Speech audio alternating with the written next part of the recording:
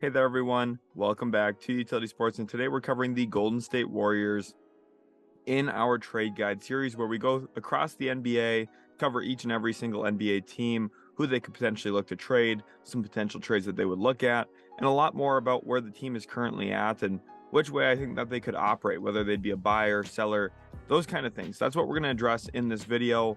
For Golden State, they're in a very interesting situation. So if you're a Warriors fan, please hit the like button if you do enjoy what you see in this one, and subscribe to the channel for more content moving forward. Let's go ahead and jump into our video preview where we're going to look at the Warriors' current record, where they currently sit in the Western Conference, and what I kind of think of this team in general. Do I think that they're a team that could go all the way?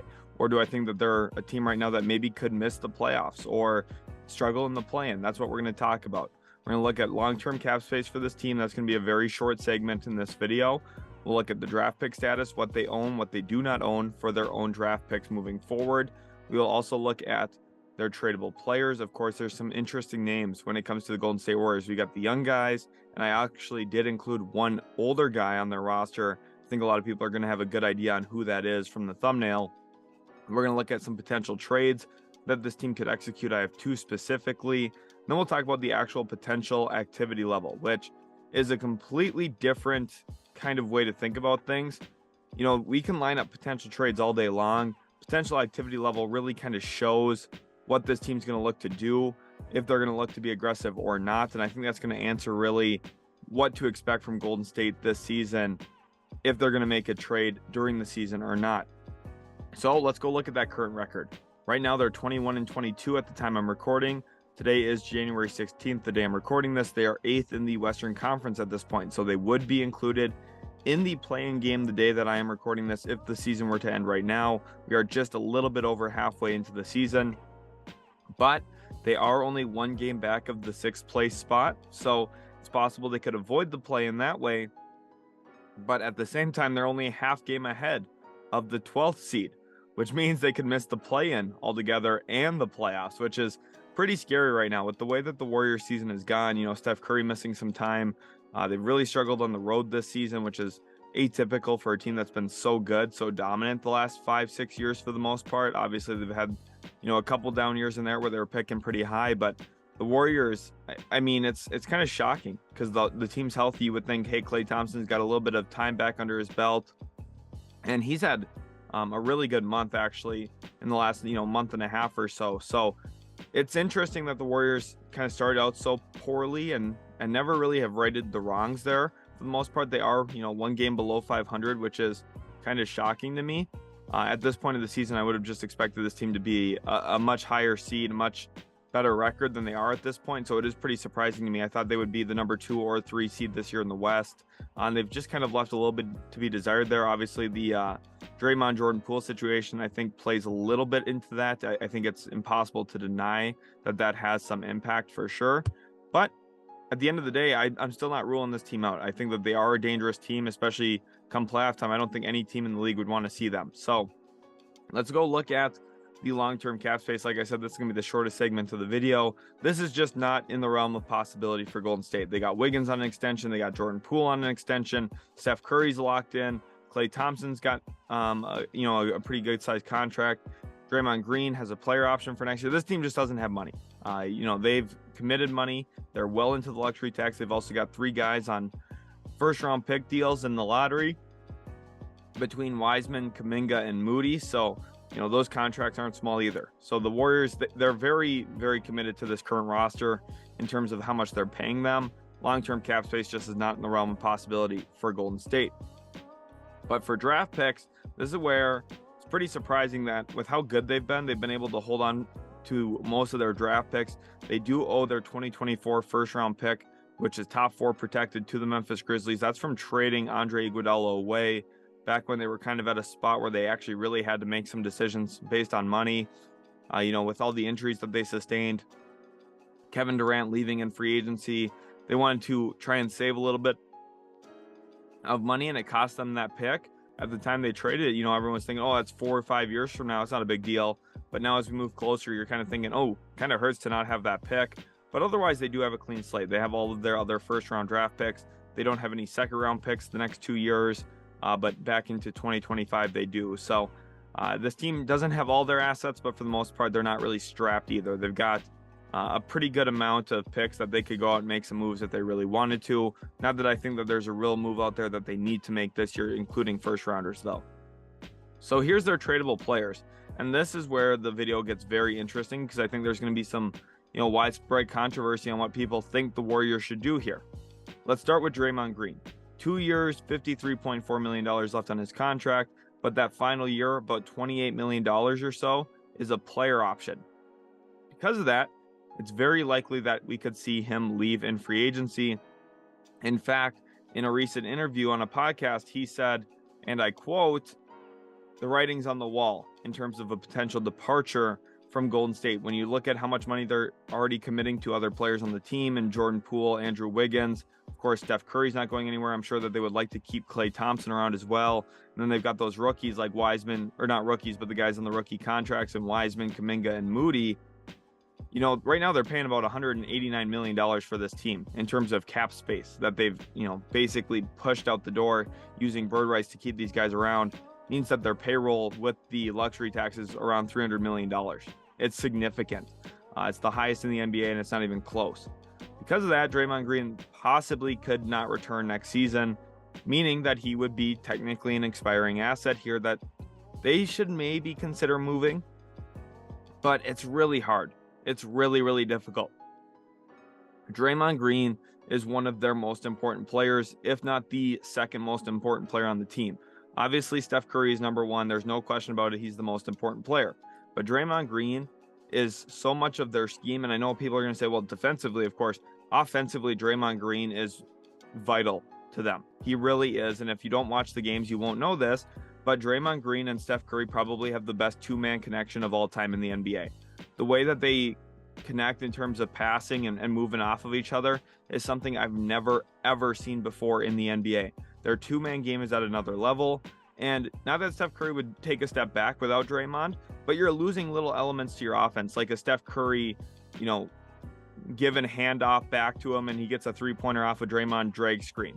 Or you're looking at, a little touch pass from Curry to Draymond, and then Curry comes up like he's going to get the basketball in an elevator, and then he cuts back door and Draymond lasers one into him on a bounce pass. There's things that this team does with Draymond and Curry touching the ball back to back to back, and it's beautiful basketball. And without Draymond Green, I do think that they lose a little bit of that, flexibility, electricity that you need in the playoffs to, just go and get a bucket. You want to think, oh, well, we'll just put them in more pick and rolls. Part of why Golden State's been so successful is they don't do what the other 29 teams try to do all the time, which is, oh, we'll just, when we need a bucket, go high pick and roll. This team works off of cutting, off of passing, and Draymond Green realistically is their best passer. I firmly believe that. I think Steph Curry, very good passer as well. But when this team's at its best, its fours and fives are moving the basketball in very niche, quick ways. I think Kevon Looney's a very underrated player in the NBA as well, but losing Draymond Green, I think would be very, very, very tough for this team to, swallow and to go into the playoffs without him. I don't think it's possible. I think that they need to keep him. So for that, he's on the tradable list. Obviously, the punching Jordan Poole is not a good look. And since then, there's been speculation. I'm going to nip that right now. Draymond Green's not getting traded. If anything, they're going to have to just sit with losing him in free agency because he's too vital to their team right now. Now we get into some players who are a little less vital. And I think one that's really a great example is James Wiseman. 2 years, $21.7 million. He's got restricted free agency status, though, after this rookie deal is up. So if a team were to hypothetically trade for him, they would be able to ensure that they're going to keep him long term by being able to match an offer sheet for him. Now, interestingly enough, his contract is pretty expensive. About $9 million this year, $12 million next year. He's not a cheap player to have around. And he's been really abysmal at times this season. Now, he's had some bright flashes. He's had some moments where you think, okay, he's starting to put some things together. And when you watch him athletically, there's things that he does that nobody else on this team can do. The issue, though, is he just hasn't played enough games. He played 3 college games for Memphis before having to leave the program. He then, at that point, came into the NBA, played very little his rookie season with some injuries, missed his entire second year because of injury, basically. despite, winning a championship. And now this third year, spent more time in the G League than on the actual NBA court. So it's kind of tough to really evaluate where he's at because he doesn't have a lot of time and he's young. He's inexperienced. And the Warriors knew this when they drafted him. I think that 2020 NBA draft is one of the most interesting to look back on. Kind of one that I started covering here on YouTube. That was the first NBA draft I covered on YouTube. And I was, blown away with Wiseman's upside and potential based on his physicals. But I think that draft is so weird because, there was less in-person visits. There's, you're meeting kids over Zoom instead of in the facility. You're not really getting those private workouts where you get to see what players are. And part of me wonders if that's why a guy like James Wiseman goes over LaMelo Ball, if that's why a guy like Killian Hayes goes above Tyrese Halliburton in that draft. It's a very unique situation that we just haven't really seen in the NBA before. And I do think it led to some interesting decisions. I wouldn't say Golden State regrets drafting James Wiseman over LaMelo Ball. And I know that sounds a little crazy. The reason they don't regret it is they did win an NBA championship last season. If they draft LaMelo Ball, you don't really know what actually happens. And they might be able to sell themselves on, hey, we won a championship anyway, so it's not that bad. In my opinion, obviously, you'd still prefer LaMelo Ball. There's no question about it at this point. But Wiseman is a very intriguing athlete and someone who, if a team were to buy in on him, it would make some sense. And he's got a pretty good contract in terms of matching some of the money for other players around the league. Jonathan Kuminga, he's actually found a role on this team. He's a very, very solid perimeter defender, especially at the point of attack.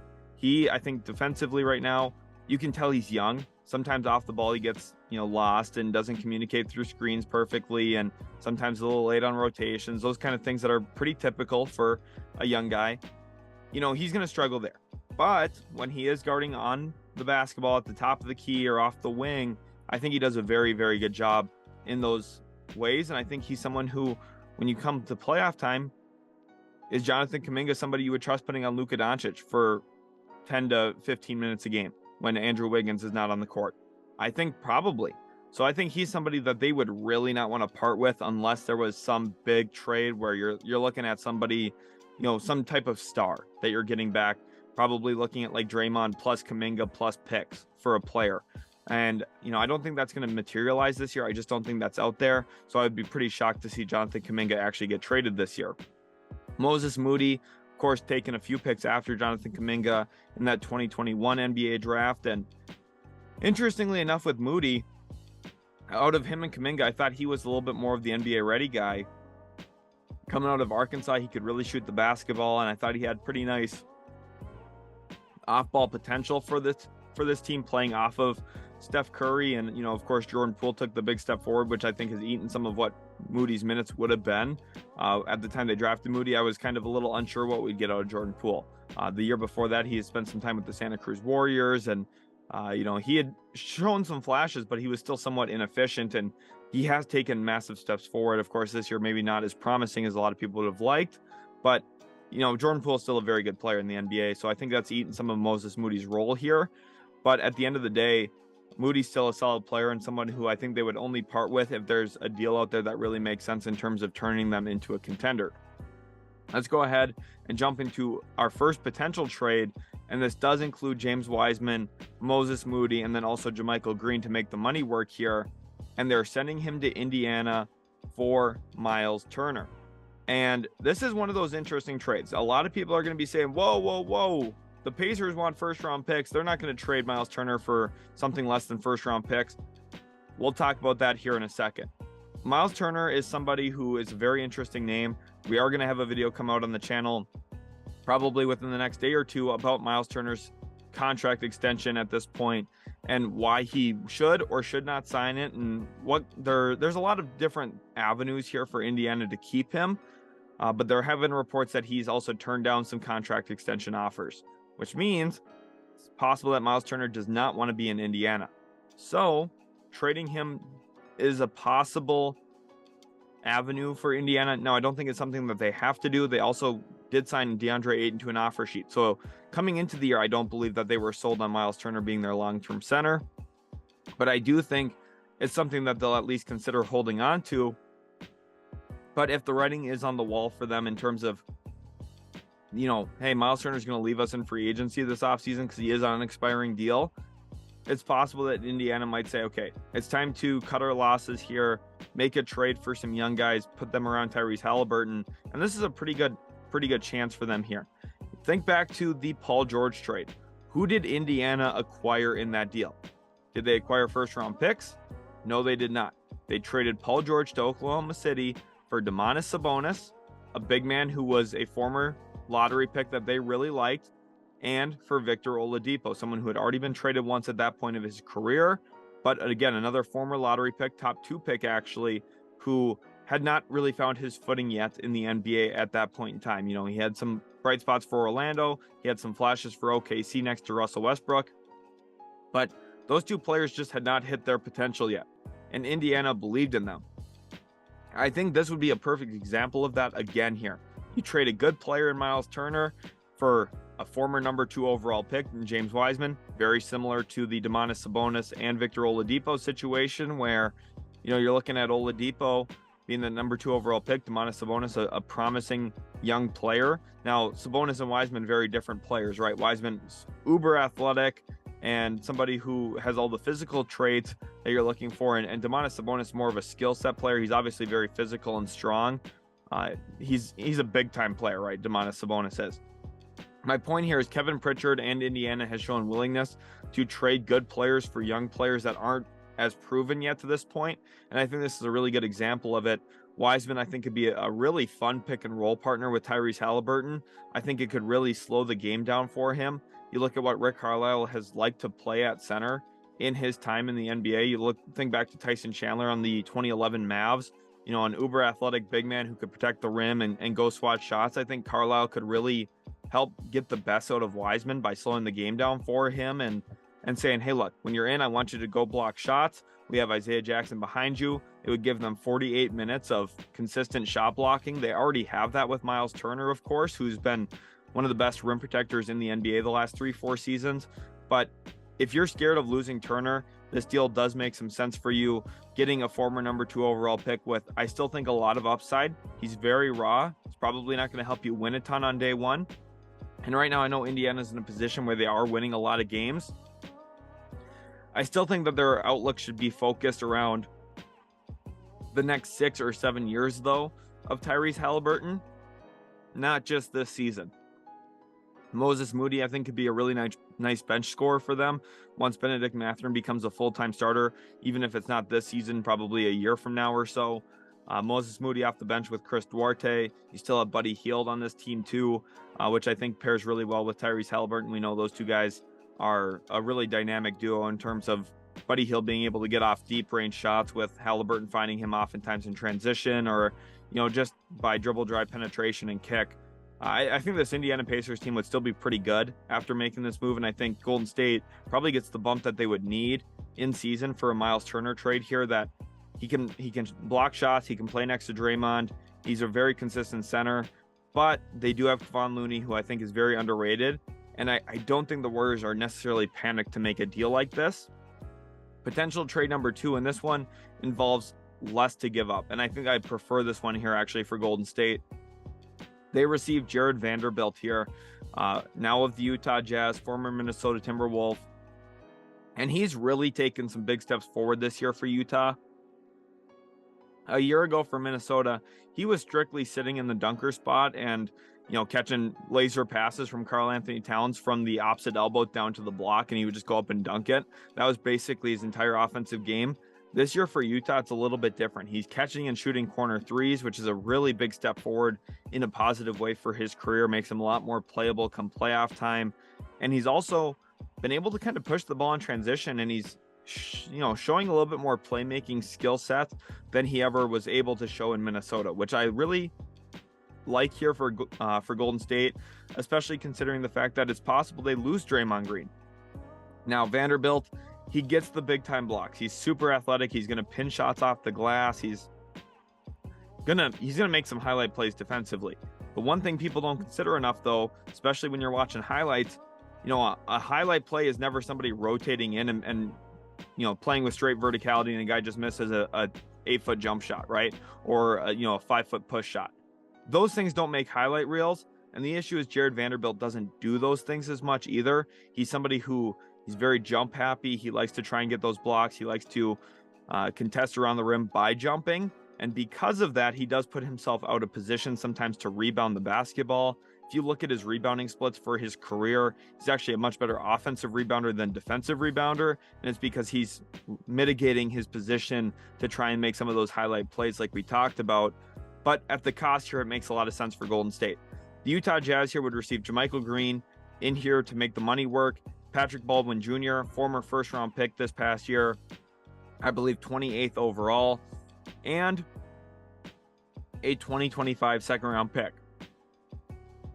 And you might be saying, well, Jared Vanderbilt's maybe better than those players right now, and I would agree with that completely. I think he is.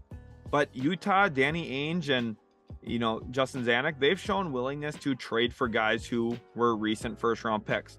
Let's think about the Rudy Gobert trade. They brought in Walker Kessler. He's been fantastic for them this season. Think back to the Donovan Mitchell trade. A big part of that was getting Ochai Agbaji. They also got Colin Sexton, a former first-round pick, and Lauri Markkanen, who's been balling out for them as well as a former first-round pick.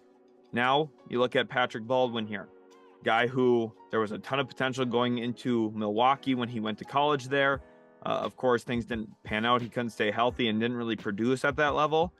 And he hasn't really done a lot in the NBA yet. I'm not surprised by that at all. I was not very high on Patrick Baldwin myself, but I do think there's interest in PBJ around the league, specifically with his size and shooting touch. And with what Utah currently possesses, they're kind of trending downward anyway.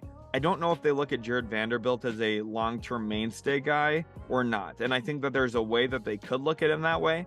But with how Lauri's played this year, I feel like they are very confident what they have as their long-term power forward, that it makes Vanderbilt a little bit more expendable to them.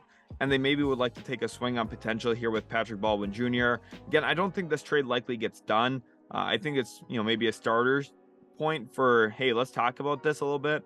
But, I think Utah would maybe want a first-round pick for Jared Vanderbilt, which seems kind of crazy, but I don't think the Warriors would be willing to give that up either. So it's kind of an interesting situation. I think Vanderbilt could be the successor to Draymond Green if this deal were to get done, though. But for the projected activity level, I think it's very unlikely to see Golden State actually be active and make a meaningful trade this year. In the history of their team, they basically don't make in-season trades at all. You look back at Bob Myers' history here in Golden State, really the only notable trade that he made during the year was the Andrew Wiggins for D'Angelo Russell swap.